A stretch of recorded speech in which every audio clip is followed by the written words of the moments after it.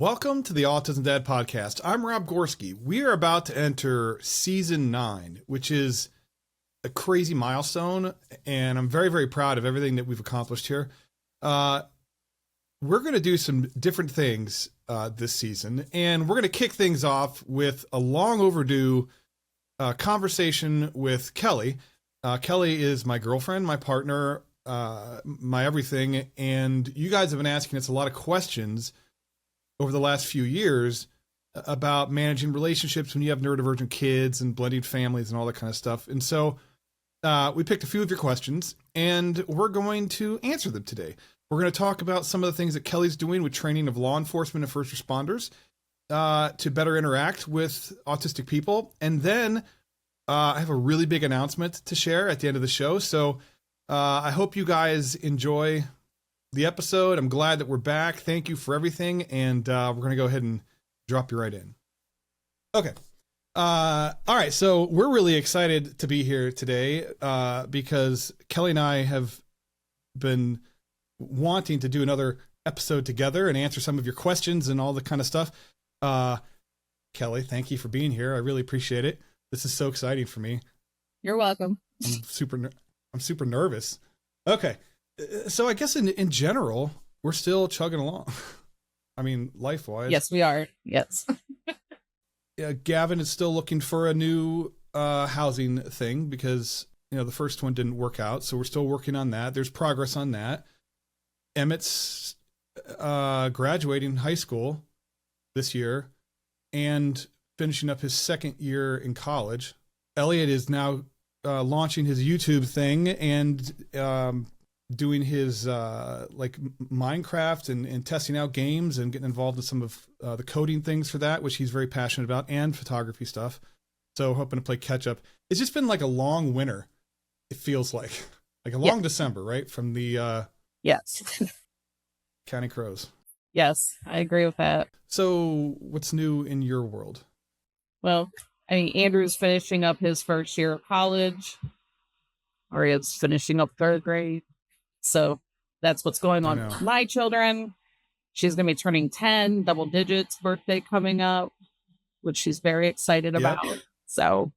Yes, she is. Oh, she's here. She's on spring break. So she is over doing a dance over there about turning 10. Yeah, I thought I heard her over there. I asked her, I was like, stay quiet so you can record. So. Oh, she's good. Yeah, no, we're all good. This is real life. Right, so it just is. She's what gonna it is. say hi real quick. Okay. Don't mind the crazy hair because she just got out of the shower. So hello. Hi, Aria. Good morning, Rob. Or good afternoon, actually. It's good afternoon now. Yeah, but yeah, how's it going? Don't knock the painting off the wall. Yeah, don't knock the painting off the wall. It was dead. It was funny. So, a couple of things. Before we get into some of the questions, I want to really touch on this because I think it's really important and it's something I'm very, very proud of you for, and I think it makes a big difference. You are training in Northeast Ohio, like you're training law enforcement and first responders, what schools and courthouses and stuff to help them better understand autism and recognize it so that they can have safer, more positive interactions with people? Yes. So our safety on the spectrum training that I'm conducting, it's a 3-hour training where law enforcement's able to get their 3 CPTs. That's like their continuing professional courses and amounts that they have to have. And so we're going over the characteristics of autism, what autism is and isn't. We do also go over some of the myths of autism. And then what kind of autism-informed supports as first responders they can use in their situations. They also evaluate different films that I show them where they have to answer like which characteristics they're seeing in videos so that they can actually not just learn about it, but then see it as well, because it's totally different to witness it than just hear about it. And then at the end, they do scenarios in groups where I hand them out scenarios, and based on the training they just had, how would they respond to that scenario? So, for example, like One is about a 10-year-old non-speaking child with autism who is eloped from home and going near the park and talking about the water and everything like that. So we also hit that home too, about the wandering piece and how important it is to always search water first, and having somebody stationed at water that's already been cleared. Because tragically in Ohio, we had a child where a pond was cleared and then they went back to that first pond that was cleared. There was nobody was still there and had drowned. So, making sure that I never would have thought of that. Yeah. So, and then when we talked to the schools, and then I also did a thing on wandering and elopement for caregivers too, was about having that checklist of pools and water near your neighborhood already listed out, plus an emergency information already listed out, all that stuff prevalent, done. Because again, who's going to remember all that during a crisis? I'm not going to remember exactly, like if Aria had eloped and I didn't know where she was, I'm not going to remember exactly which every house in the neighborhood might have a pool at that moment. So having those kind of things already thought out in case there is an event ready to go.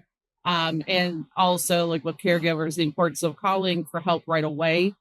I've had lots of law enforcement tell me that they've had people wait hours before they call them, and then it expands their search window.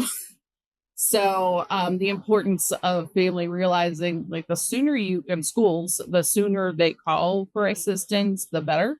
Because some parents just share, like, well, they're worried, like, about getting in trouble or some other things with the thing. But the most important thing is finding their loved one and safely. So yeah, it's been really great. Between last year, we had trained 183. This year, we're already pretty much close to that number already. And we're just in March. So it's like snowballing. Yeah. So I am booked for 1 to 3 training, anywhere between 1, 2, or 3 trainings every week throughout into June. And I'm still scheduling more trainings with people. So this is what I'm doing all up here, and it's fun. I like my training days. They're fun. Very cool. And you do all of that through the Autism Society of Greater Akron. So yes, for this portion of the show, you are wearing your Autism Society hat. As soon as we're done talking about this training, that hat is going off and my mom hat is coming on. So there you go. The rest of this is not their opinion. So anything about the training, yes. Yeah, I got anything other than the training, no. So I cannot speak on everything else on their behalf. No. Very, very cool. I'm very, on a personal level, I'm very proud of you. And this is such a cool thing. It's so important. And I'm hearing from more and more parents who have had negative interactions. I think I told you I had to have Gavin to the courthouse, or he had to go with me to the courthouse years ago. It was just to get, like, I was signing a car title over or something like that. And he kept setting off the metal detector, right? So then he ended up having to get frisked. And I'm sitting there thinking, like, oh my God, like, he does not like to be touched. And it was happening so fast that I didn't have a chance to, like, explain anything, to the deputy. And thankfully it was somebody that I worked with when I was a medic, and they're now with the sheriff's office, and they were really cool about it. Gavin did really well, but it just sort of highlighted, like, there's a lot of everyday moments that we don't think about, or that people don't think about, that are so impactful for our families, and helping to navigate the really potentially emotionally charged ones where there's a lot of anxiety and all that kind of sensory overload and stuff, and is huge and can quite literally save lives. I mean, really. So awesome. Okay. So now you can take the Autism Society hat off. All right. So You guys have been asking us questions about this for the last couple of years, and we just haven't, we haven't answered it. I know, seriously. Oops. I know, because yeah, we're going on 3 years, and I know. these are like basic questions. I know, seriously. Okay, so the most common questions that have been pouring in were, how did we meet? Do you want to do that, or do you want me to do that? I'll do that because I don't like how you explain it sometimes. So, well, how do I? Okay, I'll say why in a second. Okay, so Aria was diagnosed with autism, and so they're like, "Oh, level 1 autism. Here you go," and sort of like on our way. And she had already been through speech therapy since she was 3. Like she was diagnosed at 6. So by the time she was diagnosed with autism, she was already graduated from speech therapy. So she was still doing OT. That was about it. So I was sitting there like, well, what else am I supposed to be doing? I have no idea what else I'm supposed to be doing here. So kind of left. So then I started going down my rabbit hole of doing my own research. It's like I've taught students with autism in my class, but being able to do things with assignments and stuff and everything that they need done to be able to do them is way different than what I'm going to be doing at home, and so it's not the same thing. And so then I came across your page. I actually joined a couple lives that you did and asked questions. And then you had said, oh, for my Ohio people. And I was like, oh, this dude's from Ohio. I had no idea. And I didn't know. So then I was like, oh, well, maybe he knows about more Ohio resources. So I'd sent you a message saying, hey, my daughter was just diagnosed. I'm not too sure what else I should be doing. And the reason I don't like how you explain it is you try to say that I slid into your DMs well, it was just a joke. I didn't mean it but to me, that means I was like, hey, how you doing? Like that, like flirting ways. And that is not what this was at all. And no, it wasn't at all. No, because it was purely on my kidneys. I don't know what else I should be doing for my kids. And I figured, being that you've been doing it for a while, just parent to parent type conversations, because none of my other friends have a kid with autism, so that's what I was like, well, okay. So, and then we just started messaging back and forth just about autism for at least a whole month. It was all autism. And then and being a parent and trying to, how do you take care of deal with your own stuff, plus helping your kid get what they need and stuff. And then it turned into a friendship. And then you asked me out, but wasn't sure if I knew you asked me out. Oh my God. And that was, so I'll share. I want to share that one. Cause that was classic. I totally own that. I was smitten by you for sure. And I remember I was walking the park with my mom every day back then. And I remember I was coming out of a really kind of darker season in my life. And I was like, I am just going to focus on building myself, and the kids and the business and all that stuff, and just getting focus on me for a little bit. Cause I was whatever. I meet you. And then slowly but surely, that resolve just starts to wear, right? And I'm thinking oh man, she is so smart and so relatable and so easy to talk to. And for a little while, I didn't even realize that you lived in Ohio. It was a minute before I realized that you lived in Ohio, because I don't read all the words, right? We know that. Oh, I know. Yes. ADHD thing. I don't read all the words. She's always like, Rob, did you read all the words? No, I didn't. I'm going to go back and read all the words. Read me, please. But I remember I was at a conference, and I resolved, I was one of the first speaking things that I did, and I hate public speaking, and I was so nervous, but the light at the end of the tunnel for me was that I was going to ask you out. I'm going to get through this, then I was going to ask you out. And it seemed like a light at the end of the tunnel for me, right? Because I was really wanting to do that. And I've been talking to my mom about it. You know, it was the whole thing.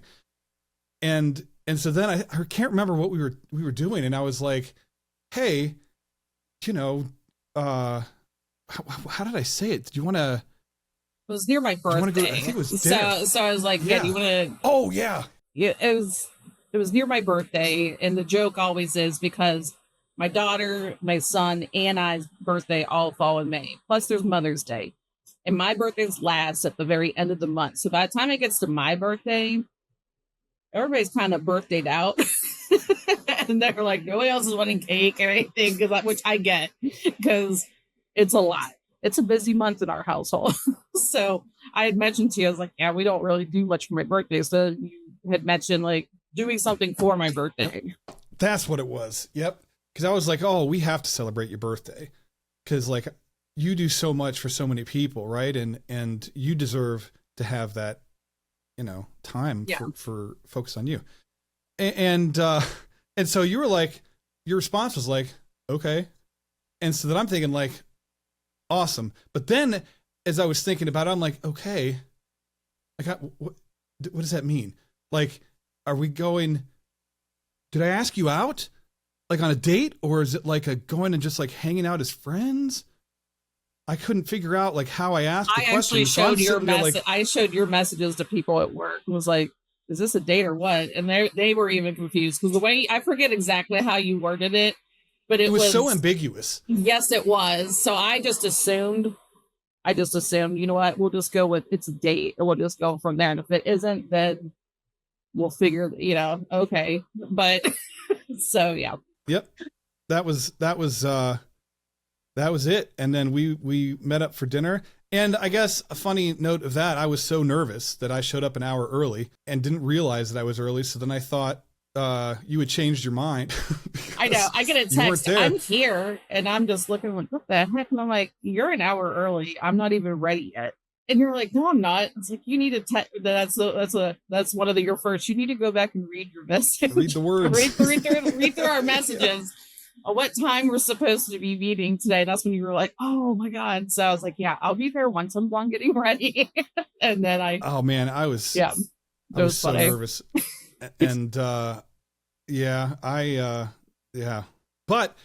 you know, that was the I kind of look at that as like the first day of my new life, like coming kind of alive again. And it was just a very pivotal moment in my life was you getting out of the car and walking over to me. And that was it. I was done. And here we are, you know.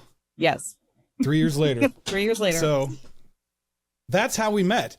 And you're right. It did, the way that I say it does make it sound like you like slid into my DMs. I think I said it the first time like that as a joke. And then, So it wasn't like that at all. We were really, it was like, oh, yeah, that, because you were teaching me about like twice exceptional. Yeah. Because I asked about the twice exceptional thing. Those are as tested, gifted, and read in the area of reading. And so I wasn't too sure how any of that stuff works. Like, how do you have an IEP, but also test gifted, you know, because I've never had a student during all my years. I have a student that I taught all the kids that were in inclusion at my school for years. I never had a kid that was labeled twice exceptional through my classroom. So that's why I was just like, no, okay, that this must be unusual or something. So it was definitely something that I was just like wanting to learn more about. And I know at the time, like I hadn't dated for years, and I just was like giving up on the fact, and at the same time you were feeling that way too. So it was kind of funny that both what's really funny is I just had and I told you this too, like I just had a conversation with my Uncle Jim. He had called me out of nowhere. And I think you met him at one of the last at your sister's wedding. He's in Texas, so we don't see him very often, but yeah, we saw him at my sister's wedding. And he had made the comment to me. He's like, you know what, Rob? He's like, you're going to find the right person when you're not looking for her. And I was like, oh, thanks, man. Like people say it all the time. I just kind of in one ear and out the other. And I'll be damned if it wasn't like 2 months later. Right. I mean, and it was just the whole thing was just I don't know. I really enjoy our story. So yeah, that's how we met. So yeah, that was it. And you know, yeah, I really like it. I think it could be kind of a movie someday. Just I don't know. I just think it's really like I'm very like sentimental and stuff like that, right? And there's Yes. a lot of like milestone, keystone like moments along the way that are very endearing and impactful for me that may not be for anybody else, but like for me, it's like, oh, that's the first time, you know, we went here or we did this, and it's been so much of that, and it's just been amazing. So thank you for the last 3 years. I appreciate it, and I love you very much. Okay. Ooh, here's some good ones. That was a good one too. But so how do we handle disagreements? What happens when you and Kelly don't see eye to eye on a parenting decision? I'm gonna be honest, like we don't have a lot of disagreements. I mean, our parenting styles are not the same. I will agree. I will say that because I'm definitely more tight ship. This is how it is type person. As are other members of my family. So it's like very much I'm all about structure, routine in my house. So like but I figure like you and I will consult one another on things, but at the end of the day, things with your sons, like that's a your call thing. I know you take my opinion into account, just like I take your opinion into account. But at the end of the day, like a lot of times on decisions that we pretty much do come up with the same agreements. It's very rare. I can't even really think of anything where we've been like, nope, totally not agree on what the other person's doing. We've never had an argument. No, actually. No, because we just discuss things. Mm-hmm. You know, like we're just very good at communicating with each other. And, you know, I know that I can just tell you anything, even if it's something horrible. I know I can tell you and vice versa, you know? So, and there's no judgments. So that helps, you know, because it takes a lot to get me, and same thing with you, like angry. So that I think that also helps too, because we're not naturally like pissy people. If you want to say, Well, like, I mean, we're just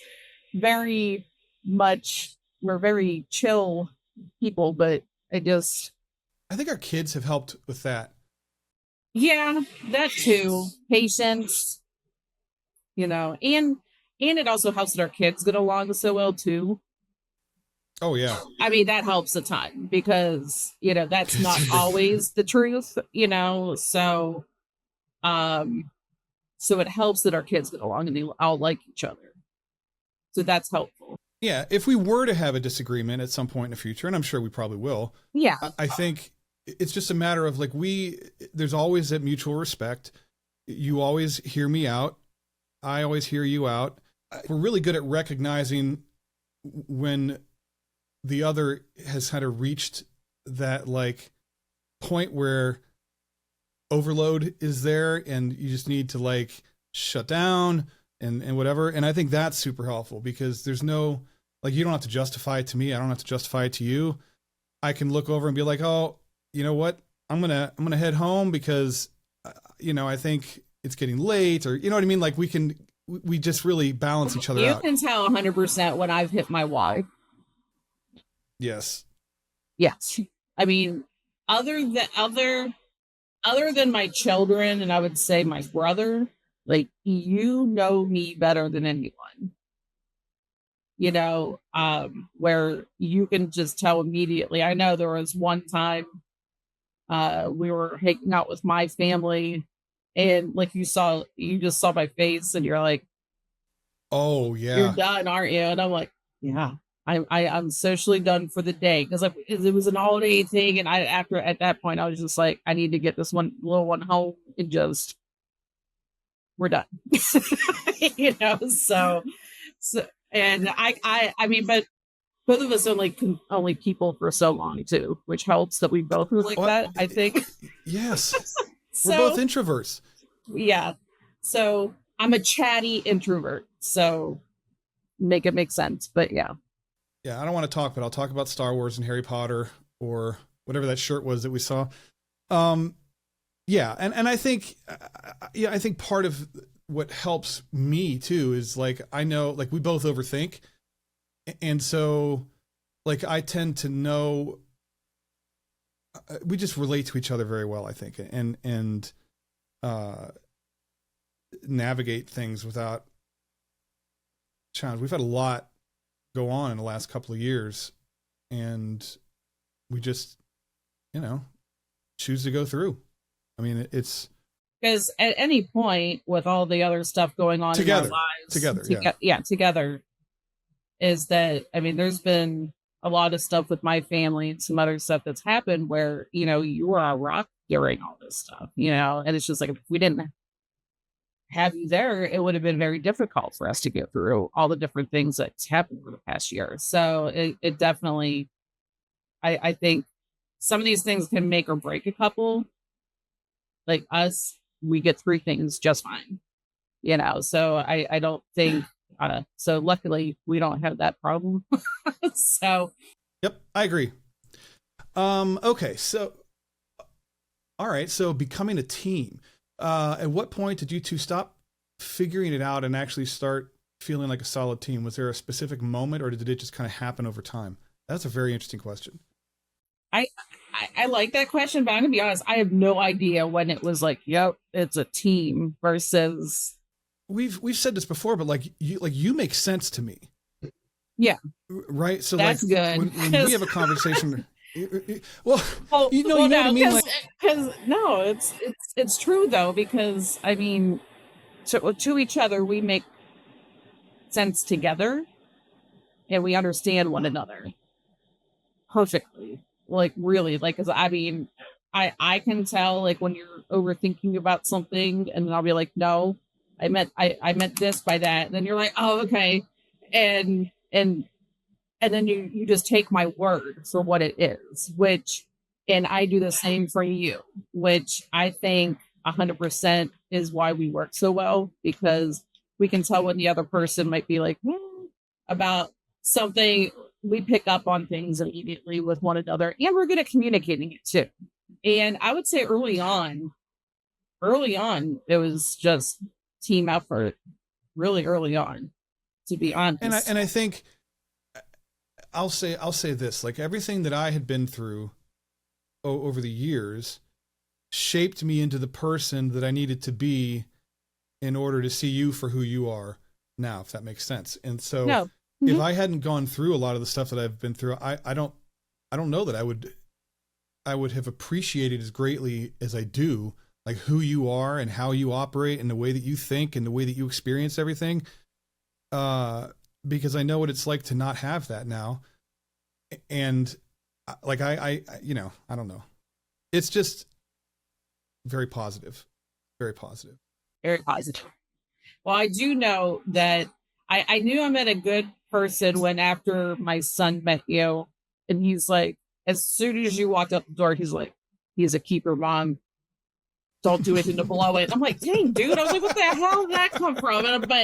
But I mean, he always has my back. Thank you. He always does. He's but because before I even met you, he's like, hey, mom, like, are you gonna ever get back out there and like try to date again?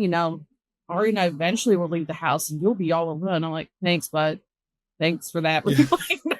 It's like always there, but he was all in for about you after the first time he met you. And he's there's Khaleesi. Yeah, there's the dog. All right. So the last question I think is a really good one. It's protecting the relationship is kind of the theme. And it says, like, with everything autism parenting demands, like, how do you intentionally protect your relationship? Like, what does it actually look like on a regular basis? I think part of the advantage to this for us is that we both live a very similar life. Yes. And so you know, the demands that you have in your life related to autism or parenting or whatever, maybe different than mine, but I recognize them for what they are. Yeah. And the same for you. So there's never really been, it's never been like a competition or No. like a source of stress or anything like that. It just sort of works. I think it could be problematic if you're, you know, in a relationship with somebody who has no experience or not a parent. Maybe that would make it potentially harder, but Or somebody just doesn't take the time to try to understand. yeah. You know, so I mean, because not everyone is cut out to, but I think because you get it and I get it, makes it work. And I think learning, like for us, like learning each other's love language, or like if we're stressed out or overwhelmed, my natural inclination is to like hover, right? And like comfort and like whatever, which isn't always the right thing to do. And rather than let me continue to do something that I think is like whatever, you're always just like, oh, well, you know, when I'm in a situation like this, like I just need like to decompress. Like my people battery is gone and I just need no people. Yes. For like a little bit. Yes. And while there'd be people out there who would take offense to that, I'm like, oh, sweet. Okay.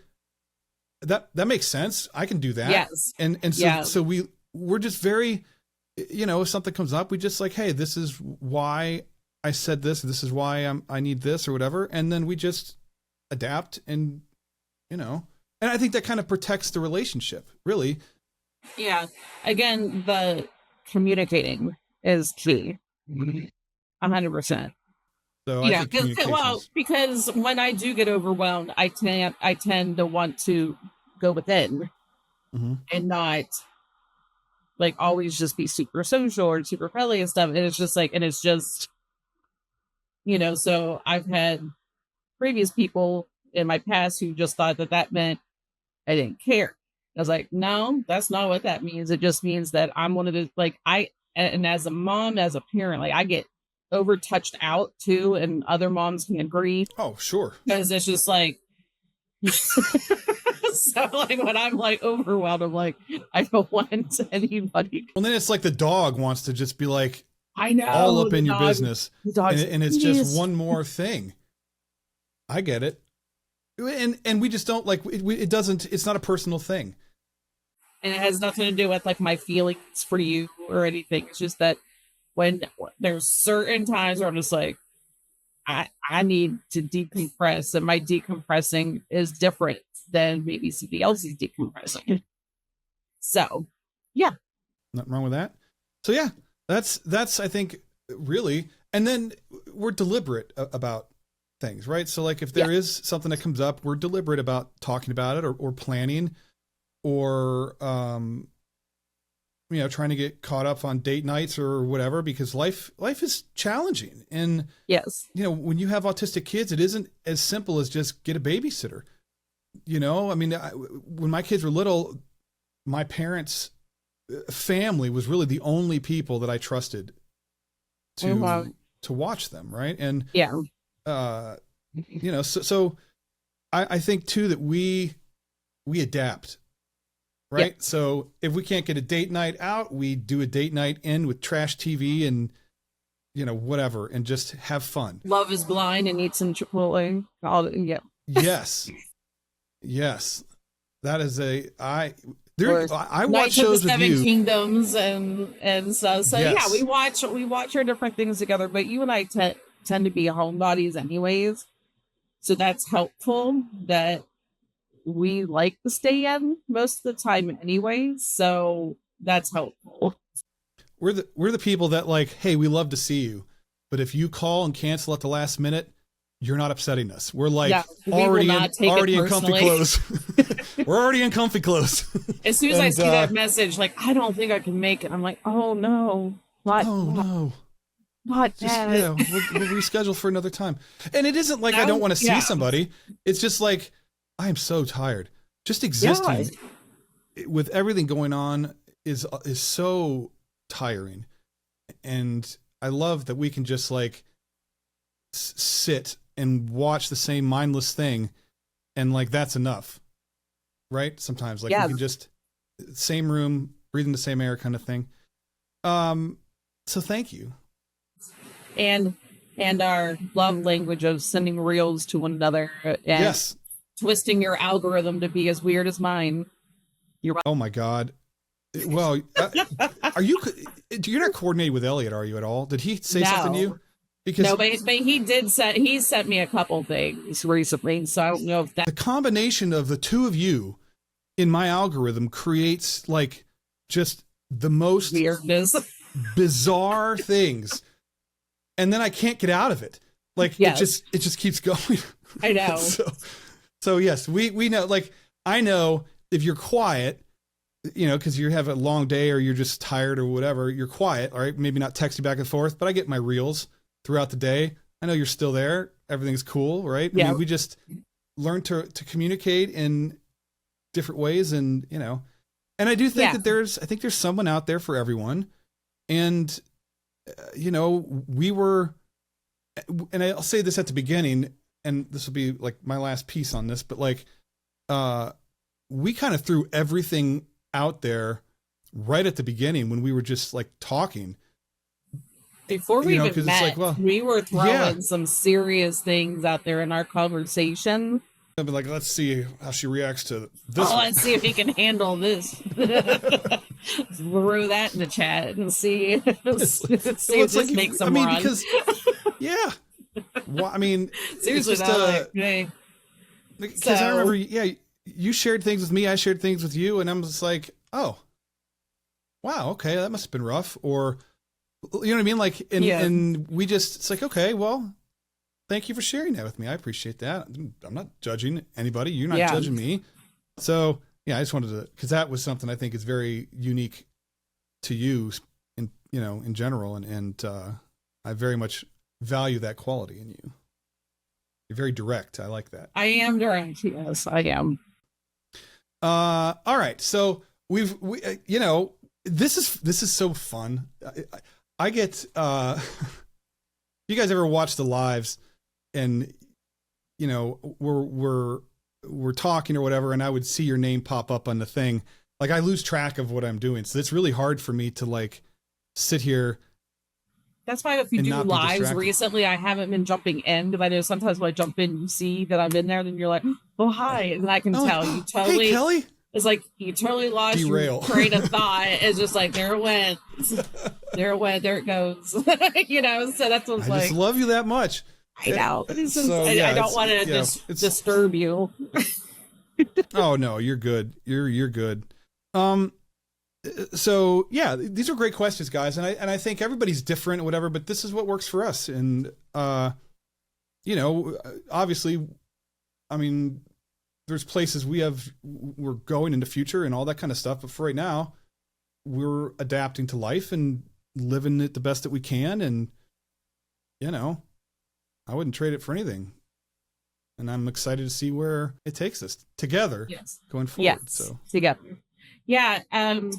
Because the one key thing is, because I see lots of comments from people or another autism parenting groups on like, how do I get my other person to step up and things, and how, you know, and that's the thing. It's just like the biggest thing is communication, is making sure that, you know, because for me, I have no problem telling you, hey, I need help with this, you know, and then, but you're also a willing partner who's willing to help. I don't have to ask if you're mad. That's one of the other things too, I think that's really unique about the combination of you and I is like, in the past, I would always worry that somebody was mad. Like if someone got quiet, that meant like I was in trouble. I did something wrong or whatever. You're quiet because you're overwhelmed or you've got a lot going on, or you just are quiet. I don't ever wonder, oh, she's like secretly pissed at me or something, because you'll just tell me, hey, this is not vibing with me, Rob, or like, you know what I mean? Like it just, we there's never a conflict because it's addressed in real time. Yeah, if I'm quiet, it's 9 times out of 10, I'm having a migraine come down from the end of my day type thing. And like, obviously if I'm doing a training, I'm not texting people, or something like that. So it's just or just being a mom and interacting with my kids, is the other thing. So yeah, I mean, you and I, we just mesh very well, but the key thing is communication, and we both are in it to help support one another. So we went into this with that kind of mentality. So, but it's like, I mean, I have dated partners before where they were like, some of the descriptions I see, like, with not helpful, not this. And it's just like, so you, with being with you is totally different because, again, the partnership is truly there. Where I would say not so much always before. So that's what I'm saying. It's just, so, but I know that I am definitely more open with you than, so, and I know that I can tell you when I'm overwhelmed. I can tell you when I'm struggling or what I need help with. I was always really bad at asking for help. Oh, he can tell you all about that. So part of the way you can make my day is just like, let me help you with something. So it did take me a little while to get used to letting you help me, because I will say, as a mom, a lot of moms tend to do things and just do everything because they're worried that if somebody else does it, it's not going to be done as well as what they would do. And sometimes I just wanted to, now that I've started to let go and I've been open to you helping me with things. Yeah, it's like nothing is going to be done exactly how I would do it if somebody else is doing it, and just letting go of that. I need to manage everything is key. Took me a long time to learn that, but I come from a long line of women who are very strong and stubborn, and they're going to do it themselves. And so it's in our DNA. So, yeah. So, cause even when you were helping after, like, my mom had her surgery, she's like, he doesn't have to do all that. And I'm like, Mom, just let him help. And then she even said, she's like, I forget what I said. She's like, oh, I said something about like you being supportive. She's like, he is the support, because of how much you were up here all the time helping with things, and it even opened her eyes up to seeing how, sometimes it's okay to let somebody else do something, so I know, as I mean, I've been a single parent for 18 years, 17 years. Yeah. So it's like, just, I just got used to doing everything by myself, that,